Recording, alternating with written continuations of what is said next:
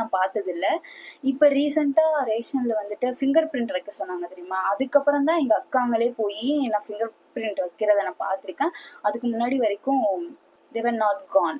So இந்த விஷயத்த வந்து நான் என் ஃப்ரெண்ட்ஸ்குள்ளே பேசிகிட்டு இருக்கும்போது நான் சொல்லிட்டேன். I don't know that one of my friend was coming from schedule caste community அப்படிங்கிறது எனக்கு தெரியாது அந்த டயத்தில்.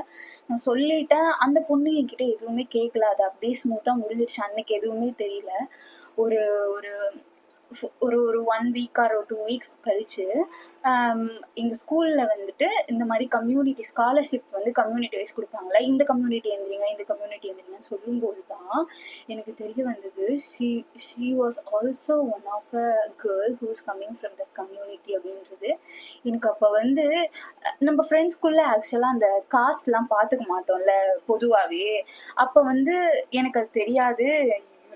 என் ஃப்ரெண்டை வந்து